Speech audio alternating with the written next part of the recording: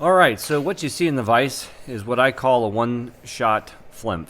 I call it that because the entire body, including the hackle, is built in one dubbing loop. So it's basically a composite loop. You see this primarily on things like streamers and whatnot. Now the cool thing about this is for your hackle, you can really use whatever you want here. I mean, you can use anything from like a golden pheasant. You could use guinea fowl. I mean, really whatever you have laying around. You could probably throw some tippet into there if you wanted to, or rooster, hen for sure, pheasant, quail. Or you can build your soft hackle. And one thing you can do by doing this technique that we're going to get to is you can actually use two different lengths of hackle. So I don't know if you can see that. Let me try to get that to zoom in. No, it doesn't want to now. There we go. That's a good shot. You can see here how I've got these much shorter barbs sticking out, and then these long ones protruding out. And I'll show you how you can do that. Building it all in one loop, one time, one shot, and you're done. I kind of call these throwaway flies because actually you can build them so quickly and out of basically whatever you have. You can match the color to go after forage that's in the your neck of the woods and your waters, or you can just build it out of random colors and see what happens. So for the tail, I'm going to use some mallard flank. For the body, I'm going to use some squirrel. We're going to use some crystal flash for the rib. I like actually using the SLF, what do they call it? Minnow gills color for the little thorax up here where the red part is. Apparently I can't find mine, so I'm just going to switch over and just use some dyed rabbit for this one. And then for the hackle, when we tie it here in a minute, we're going to actually use, I'm going to use partridge. But yeah, so the nice thing about this fly is you can really, there's no limitations, or very few. You can, if you get proficient at using dubbing loops, then you can really build it out of whatever you have around, so you can get really creative, and that's one of the reasons I like this fly. So what I got in the vise is just a size 12 wet hook, nymph wet hook. And I'm going to be using 30 denier GSP. So I'm going to run it through the old wax, get it waxed up. At the end of the video, I'll do a quick tutorial on how you can come up with the dimensions for making your own template on how to build a fly like this. It doesn't take very long. It's actually pretty quick, and you can do it on any size hook that you want, and you're good to go. So what I want to do is I'm going to start my thread back in the third position, which is basically where my thorax is going to... Oh, I got all kinds of feathers there. Basically where the thorax is going to start. So I've got 1, 2, 3, maybe 3.5 bodkin widths behind the eye. And I'm going to wrap this back to the hook point, and I'm going to cut out my tag.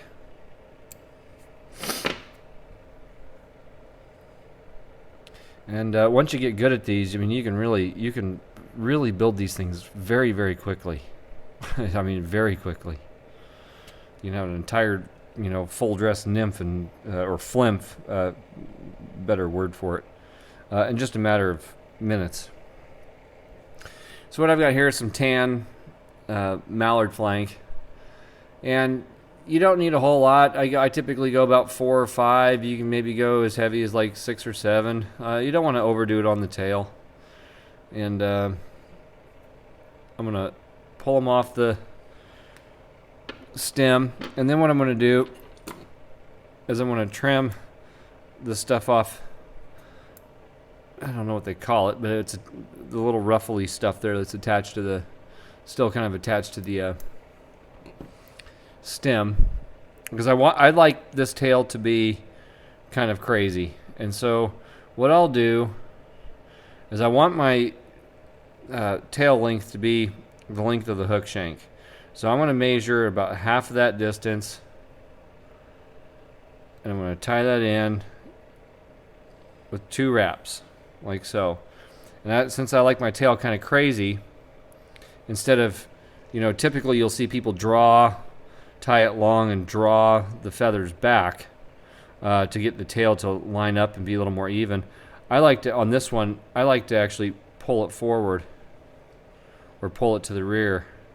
And then what that does is it just gets it to kind of open up and splay up, open up and splay out, and just kind of this random pattern, which I think just looks really cool. Plus it adds a lot of movement to the fly. And so once you have something like that, you just tie it in, and whatever the tail looks like, that's it. It's not a big deal. Just let it ride. Once it gets wet, it's gonna do its thing anyway. So next I'm going to add my rib. Now I'm using gold crystal flash, so this would be, I guess, what you could consider a soft rib. And I'm going to just put it around my thread, and I've got about 6 or 7 inches here. I just want to even it up so that the tips are close to even. They don't have to be perfect. I'm going to put a few wraps in going forward. The front side I'm going to turn around and reverse it. If you want to use wire, absolutely you can use wire. Just before you add the rib, tie this all down first, and then tie your wire in, and then bring your wire to the back. So next, what I'm going to do is I'm going to trim out my tail piece where it started with my thread. Should probably put a little black dot there so you can see it, just for reference. But I want my thorax to go or start about here and end about here. You can see that. Okay. Now I'm going to wrap this guy forward, and if this all moves around the hook shank or whatever, it's not a big deal. It's going to be a dub body. So I'm just going to tie that in up to the first dot, or where the back of the thorax is going to be. And next I'm going to put in a dubbing loop. I'm going to tie that in going to the back. Now this one I want to have kind of extra big, so I'll make this dubbing loop at about, what do I got here, 7 inches maybe. Now I'm going to tie this in going back on the side, and just going to take it right back to where the tail starts, and now back forward, and I'm going to bring it up kind of behind the eye just so it's out of the way. Next I'll take my wax. Since I've already got it all splayed open, I'll wax it. If you get wax buildup, pinch it off, don't rub it off. Excuse me. And then I'm going to take my weighted dubbing spinner and just put it into the loop to keep it open. Okay, so now that we have that handled, there's basically the back end of the fly. Now let's build the fly itself. So if you've been following along with the dubbing classes, and you got a material kit, there was something that was sent to you that looks like this. And this has been a dubbing gauge for us the whole time. So now we're going to get to this part that looked all really crazy. So let me get my ruler. Well, I just had it. There it is. And I'll put it up here so you can kind of see. So what we're going to be doing here is building this fly between this line here and this line here. The total distance is going to be 2 inches, which is indicated here. This front third part, or this front part I should say, or this is going to be the abdomen, I guess you could say, is going to be made between this line and this line at a distance of 1 3/8. So that goes to this line here. The thorax will be a 1/4 inch, which is this line here, and it'll be a 1/4 inch by 1/4 inch, so the whole box will be the actual dubbing that you're going to need for that. And I'm going to break this down step by step, so we're not going to just leave you hanging. And then this part here is really, this just kind of represents hackle and however long you want to make it. That's going to be really up to you, and you can experiment with that and have some fun. So to start with, I'm going to build the abdomen.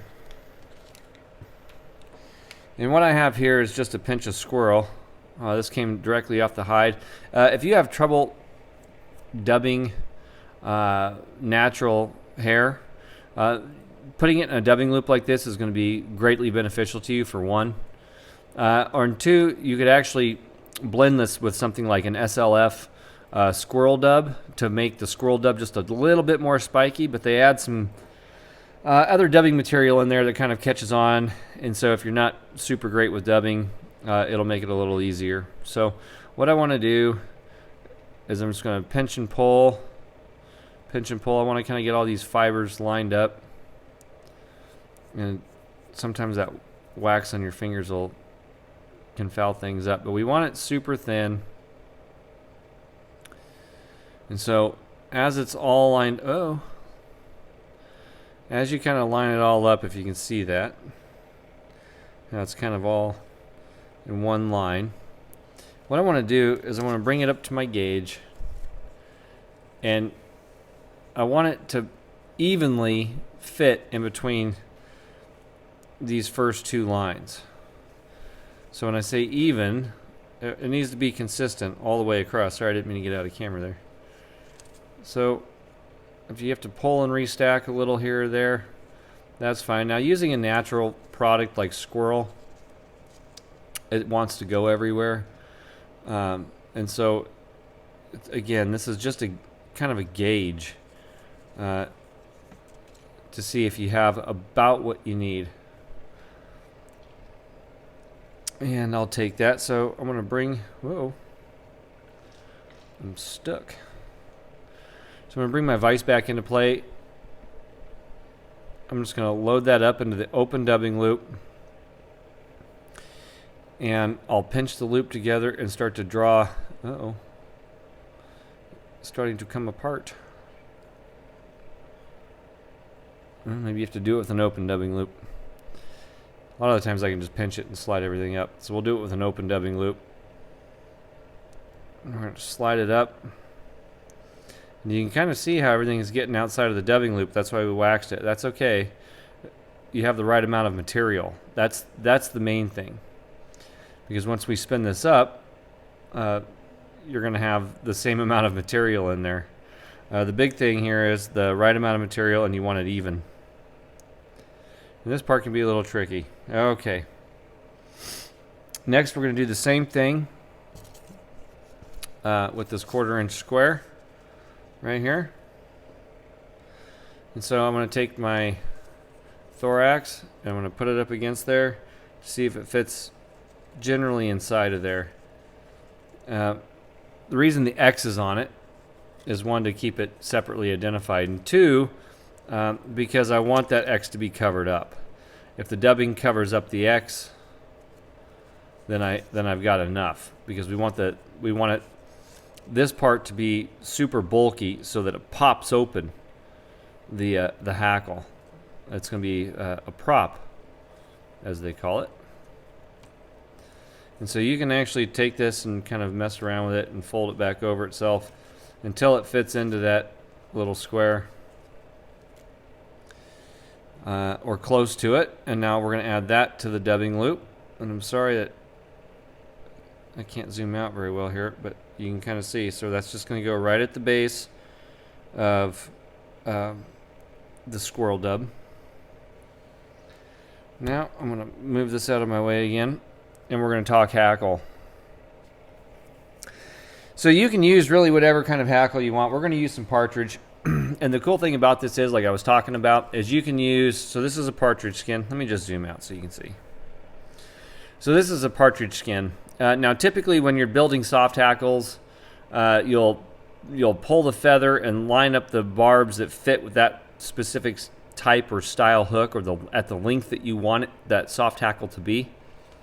With this technique, you don't have to do that. You can literally come and you can come get one of these big guys off the back, and you can make it fit on a size 16 hook if you want.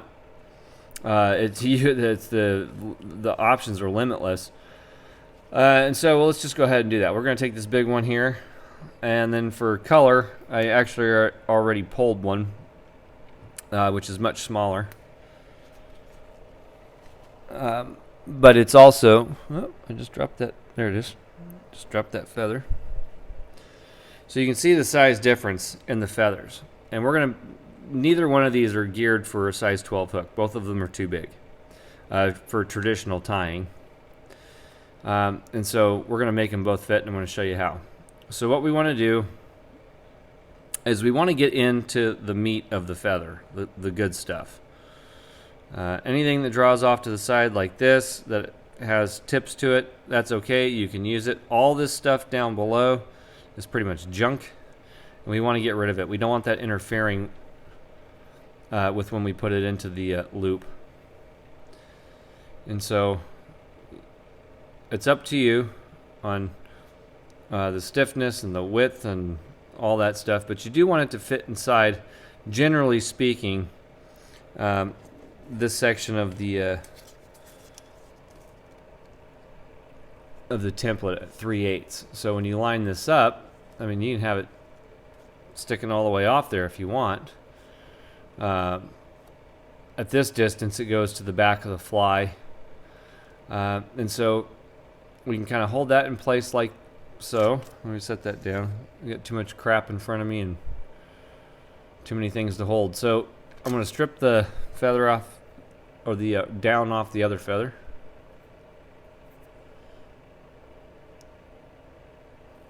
Okay, I'm going to pull some off to the side. Now, if you want your hackle to be uneven like the fly I showed you in the beginning, all you got to do is line your stems up, and you're naturally going to have hackle that does not line up. Okay, so you can stick it into the dubbing loop just like that, right off the side of the feather. I know, crazy, right? If you want the tips to line up, then you simply just realign your tips off the side of the feather so that the tips line up on the outside. Don't mind where the stems are, because we're just going to set that inside in between the threads and just cut it off. And then you've got tips that line up. So it's really up to you what you want to do. I'm going to get rid of this bottom stuff. It's too webby. Those webby fibers can be a little bit of a nuisance when you're trying to do this. Okay, so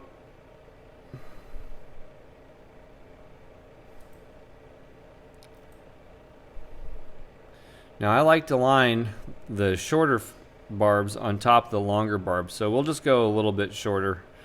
Or I guess, we can just even line the stems up right there, and it's going to go naturally just a little bit shorter. So you can, point is, you can really play around with this stuff and get this where you want it. All right, let me bring this back in. You can kind of see how that dubbing loop's all just sitting there waiting for me. It's kind of what you want. So next, what we're going to do, let me back this off again so I can try to get this all in camera, is we are literally going to stick that whole side into the dubbing loop. Sorry, I know I'm off camera, but I'm going to cut these tips out before I put it in there so that the tips don't interfere with anything I've got going on up there. Now, one thing that you'll notice here is you want your hackle protruding out further than half the distance of the dubbing you put in. And the reason half of the distance is because that dubbing is going to spin up and get tight, and it's going to create a ball, and then when you wrap it on top of itself, it's going to make the ball bigger. So as long as you're at least half the distance, you're fine. Or you should be. Next, I'm just going to pinch everything down below. I'm going to take the weighted dubbing spinner and start giving it a twirl after, One more step I almost forgot. I'm going to come in with my scissors. I want that a little longer. And cut this out. Now this can test your patience because this thread will move back and forth on you. So there you go. You should have something that looks about like that. Now that's going to build the entire body of our fly all in one loop. And again, once you get good at this, it can be clockwork. Now I'm going to give the dubbing spinner a twist. Now I'm not going to really release pressure. I'm just going to let this thing start firing up. And until it runs out of juice. And I let go and I just pull down, and you draw your fingers up. Play with that thread when it's inside the dubbing loop and watch what happens. I think you'll pick up some other techniques pretty quickly. A little hard to cover everything on one video, but so now I've spun it up 3 times. Your hackle should be kind of bushy and twirly.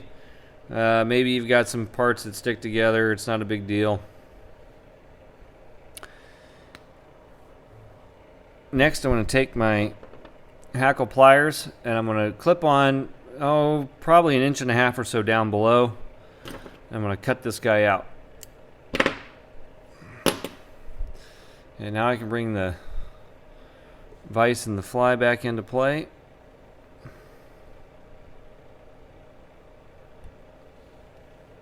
Okay. Let me zoom back in. I know you see this really super cool background back there. You're like, oh, it's a professionally done video. Oh, that dude's using styrofoam. Okay, so all we're going to do is start palmering the fly. You can build a slight taper to this if you want. But the one thing about it is you have to trust the process. And that can take a little getting used to for a lot of people. Just trusting the process. If you start to get a bunch of fibers that stick out the front, you can just lick your fingers, draw them to the back. Make another wrap, lick your fingers, draw it to the back kind of thing. Now I'm not building this body tapered, I'm just building it just straight. Now, if you remember that little black dot we put in there, you probably can't see it very well, but it's right here. And that's where our squirrel dubbing needs to end, or where we want it to end. If we get it to end there, that means we're right on point. And just as I come up to the red, I'm at that black dot. I'm going to undo my thread until I get back. So my thread is up and down, or vertical with my dubbing loop. I'm going to make 2 turns over, just 2. Now I'm going to release my hackle pliers and just let go. If you don't release the hackle pliers, what's going to happen is the weight from the hackle pliers is going to start to unspin your fly or your dubbing loop. Next, I'm going to take my crystal flash. I'm going to start twisting it together in my fingers.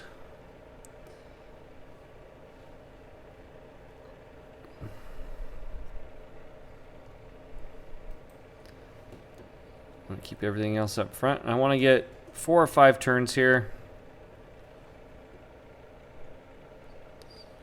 You can try to keep them evenly spaced.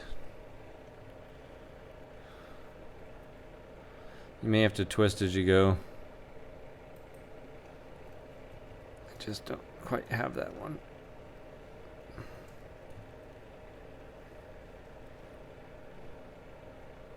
There we go, that's much better. So this can kind of, this part here can test your patience. If you struggle with this part and building the whole loop, you can actually do the tail, the rib, and the back half of this fly. Bring it all up to where the thread is, tie it off, then do your thorax, and then do the,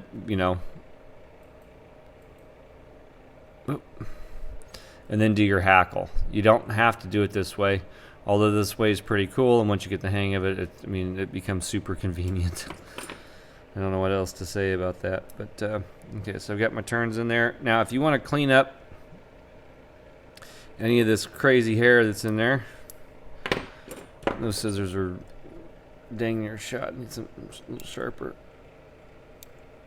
I'll come in and just take out some of the bigger ones, the ones that are sticking like way out.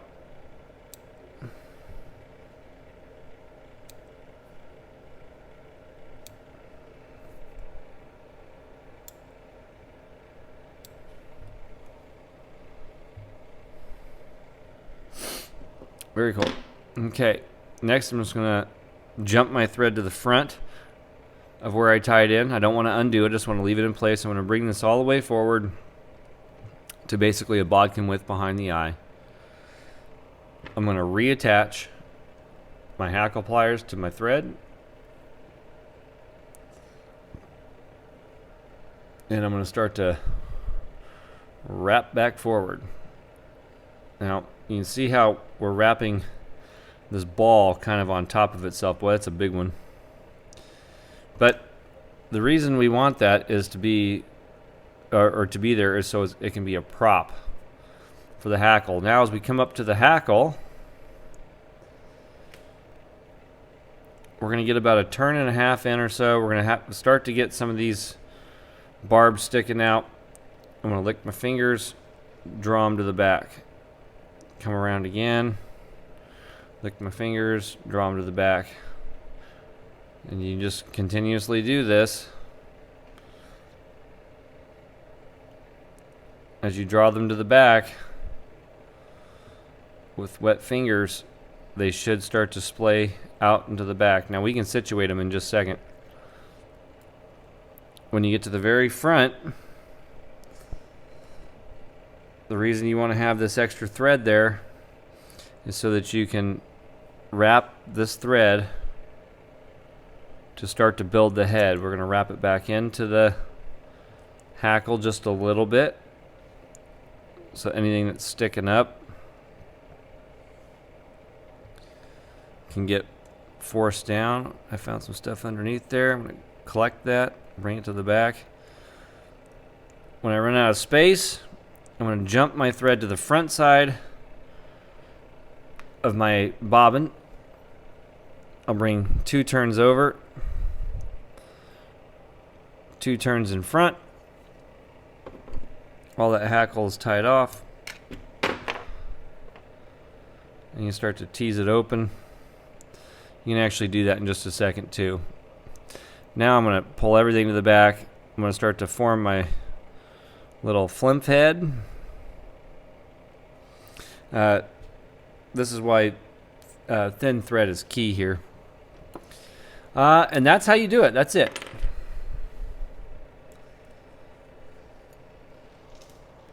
You can get super creative with these things. So I'm going to color my thread with a black Sharpie. I'm going to do a colored wet whip, which means I color the thread. Next I'm going to bring in some crazy glue or liquid super glue.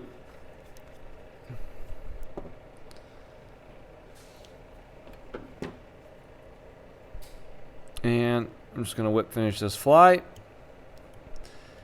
Now this glue and the coloring and everything is going all into one place. It's going to lock in everything. All your hackle, all your thread, all of it. Now you can come in as that glue is drying on the hackle and pop this all open.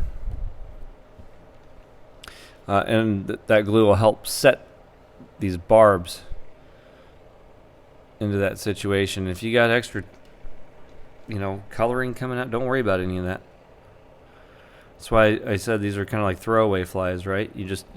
So if you get good at making these, you can literally build one of these after you've done your template in just, I don't know, 3 minutes maybe. I mean, you can really crank these things out. So there you go. That's how you build a one-shot flymph. Pretty cool little pattern. So what I'll do here real quick is I'll show you how to determine the length that you need and everything. I'm just going to stick with a size 12 hook because that's what I have handy. So you don't need much. You want to have basically a fine felt tip marker, like a Sharpie. A ruler is definitely helpful. And you want to come in and just make the 2 marks like I did before. Where do I want my thorax?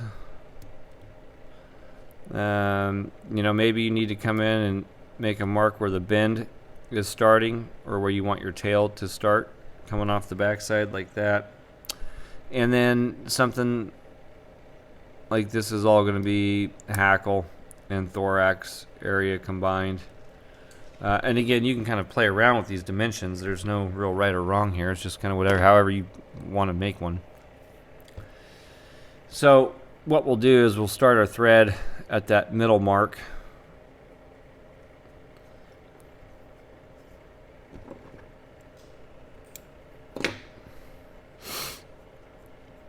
And we're going to wrap it back to our final mark. And I'm going to wrap it back forward. I'm just going to do it quickly. You don't have to, jump it. And I'm going to make my dubbing loop.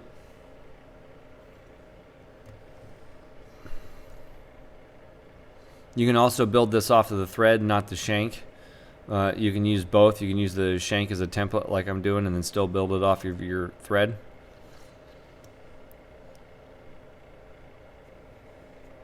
Okay. Now we're going to get this thread up and out of the way. And all I'm going to do here is I'm just going to take my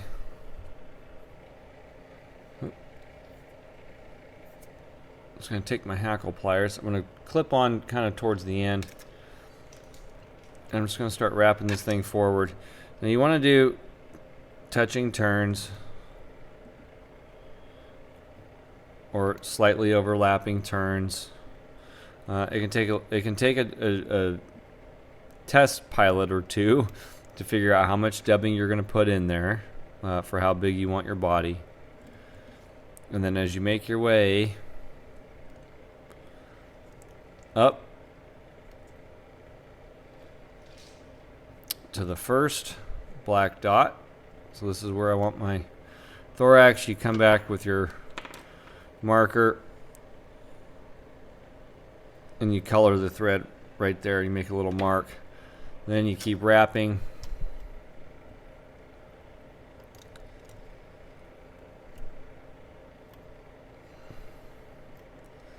You get to the next mark. Make a little dot. And you keep wrapping. Now that marker is going to bleed just a little bit up the thread, but then this is how much room I have for hackle or whatever. Okay, now when you undo this whole thing,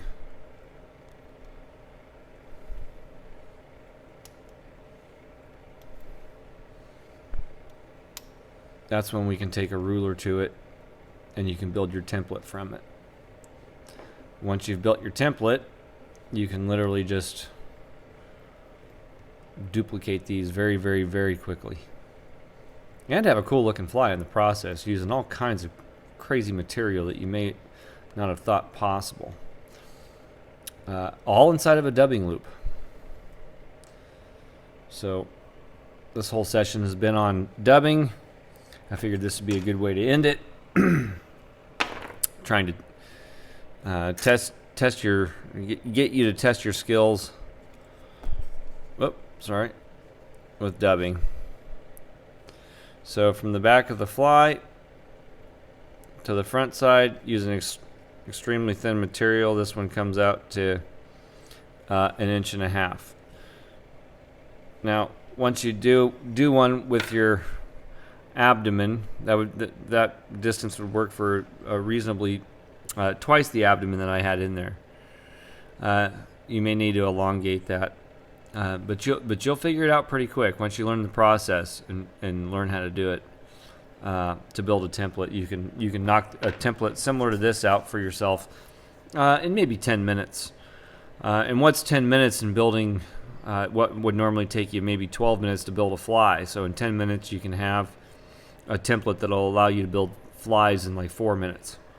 So the time saving can be very beneficial once you get good at the technique. So other than that, if you found this video and you're not part of Fly Tying for Beginners over on Facebook, this video is for one of the classes. This is actually the final video for the dubbing session that we do over there, the classes that we do over there. So feel free to join us over there. Answer the 4 questions. That's your golden ticket in. I hope the video was helpful. If it was, always like it if you give me a thumbs up to show others that you thought it was helpful. You can also drop a comment, and don't forget to click subscribe. There we go. Other than that, happy tying, everybody. Take care, and we'll see you next time.